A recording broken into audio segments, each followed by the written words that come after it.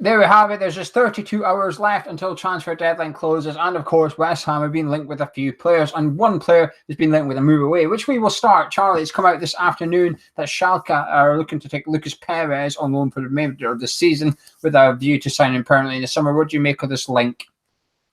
It's understandable given his talents and how well he's done everywhere but the Premier League. But I think it would be a mistake personally for this particular deal to go ahead.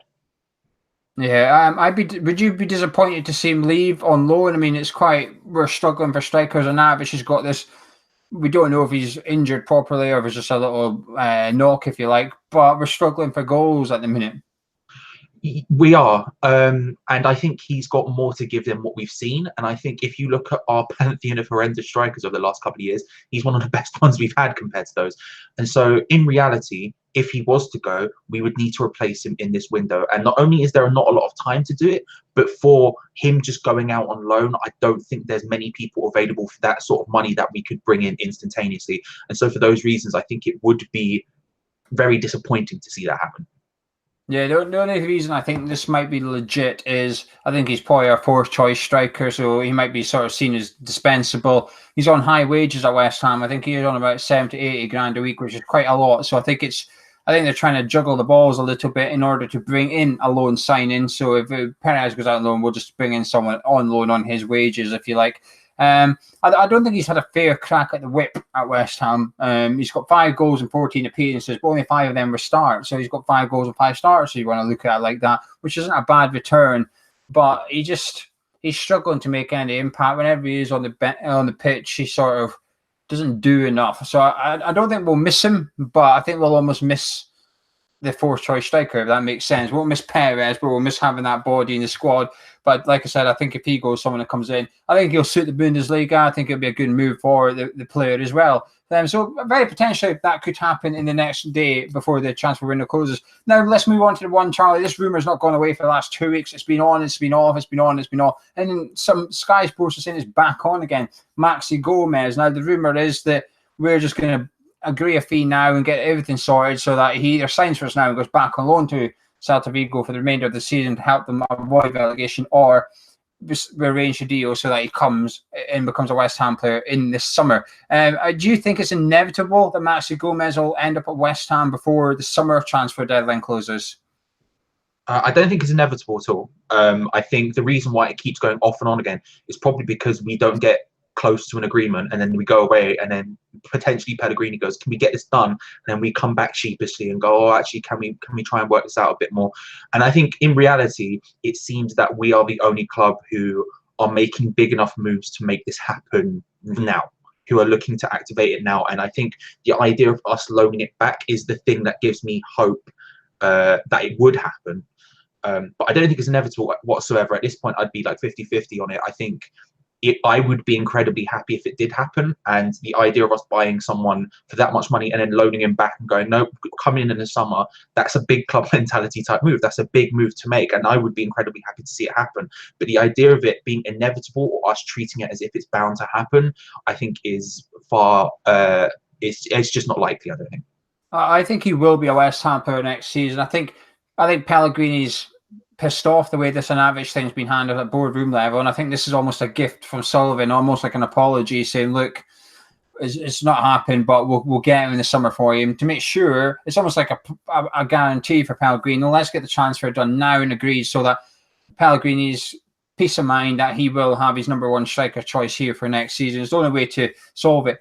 Also in the summer, I think if we were to wait, I think there'd be 2 or 3 other clubs lining up and move for Maxi Gomez. We all know what the fee is, 43 million, and there'll be some other clubs that will be happy to pay that. Right now, we seem to be sort of in a one-horse race to get him. That will not be the case in the summer. So I think we're trying to take advantage of the opportunity. I think we've done the right thing.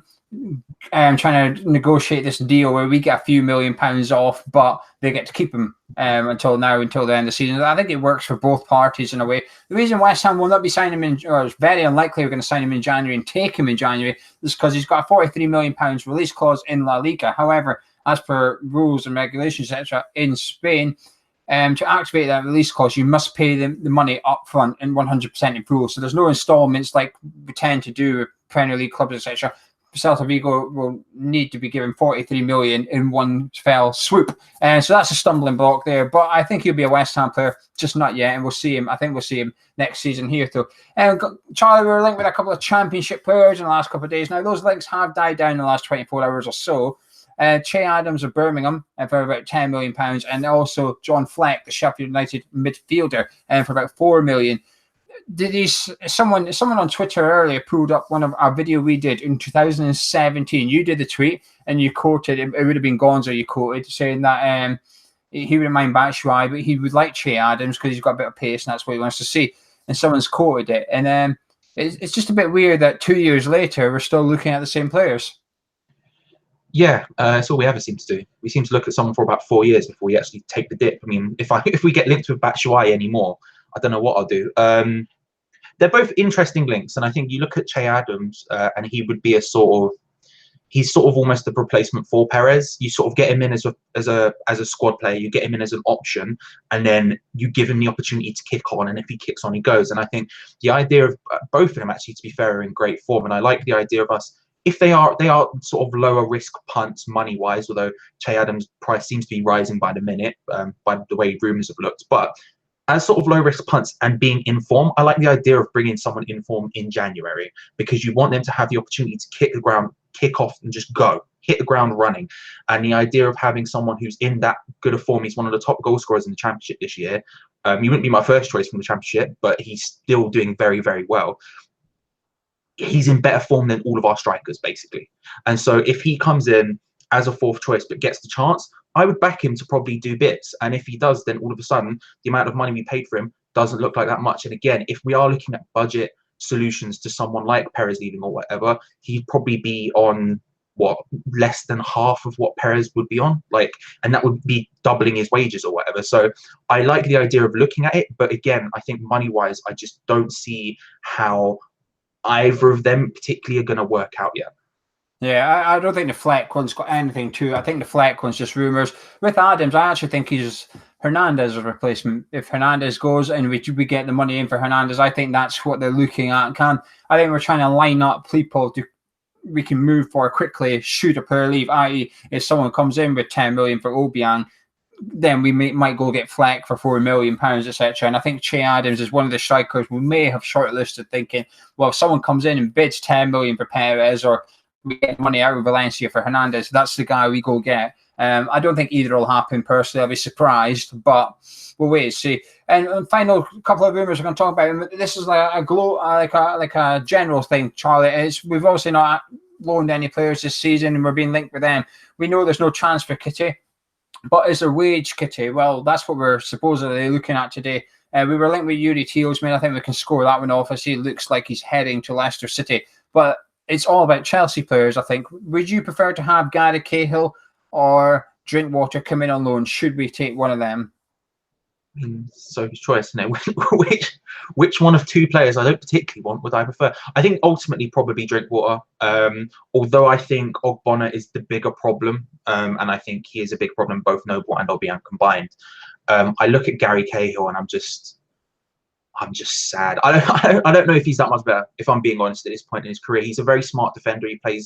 His lack of pace has never been that big of a problem. He's relatively quick for a centre-back, but at this aging point in his career, he's not catching up with any Premier League striker in a foot race, and he's a lot smarter than Ogbonna is. Apologies. He can defend a lot better than that, but at the same time, I'm more concerned about our midfield, because I think once Balbuena comes back, whenever that happens to be, I'm a lot more confident with that situation than I am with our centre mids, because I think actually our centre mids now are basically our first choice. Apart from maybe Carlos Sanchez, you can make that argument. This is basically our first choice sort of defensive sided centre mids. And so I'm looking at Drinkwater, and although I don't think he is an outstanding defensive midfielder, he is sort of someone who you'd want to pair with Declan Rice. You can see him, he's got a good passing range, he can take the ball around the player if he needs to. He's not great at it, he can do it. And obviously he was in arguably one of the best two-man midfields in the Premier League for a long while. And so, although I think he was carried there, and I think the reason he's at Chelsea is because Kante's that damn good, I think that he is a better option out of the two for us for the rest of the season. Although right now I want a centre-back I just want anyone in defence other than Obama, to be fair. Yeah, it's Gary Cahill for me. At the start of the window, when we were linked Gary Cahill, I said, no, we're past these types of deals. We don't need this anymore. But after the last couple of weeks, Balbuena being injured, I think I would take anyone almost. But I think Gary Cahill, the one thing we're lacking at the moment is leadership in defence, and that's something Gary Cahill has in abundance. He would sort out Diop next to him, I think, as well, and he might even sort out Masuaku. Cahill coming on in also means that we could shift Diop to the left centre-back position, which he was playing with Balbuena. Diop's playing out of position at the minute as well, remember. So Cahill coming in means we can move Diop back into his natural position. He slots in there. It's just a short-term thing. By the end of the day, Cahill's contract's up at Chelsea at the end of the season. He would be coming here in his head thinking, I need to earn a contract here. I'm not keen on keeping him beyond the summer. I don't really want this to be a long-term thing. Drinkwater would also be a good solution, but I just think we've got enough options in there at the minute. I think we do need someone long-term. I think Noble, Obi, and Rice should be enough. Najri can play in there. Snodgrass can play in there. I don't really want to count Wiltshire, but Lanzini's back in training soon as well. He's back in training now, but Pellegrini's given him a month until he's back in the team.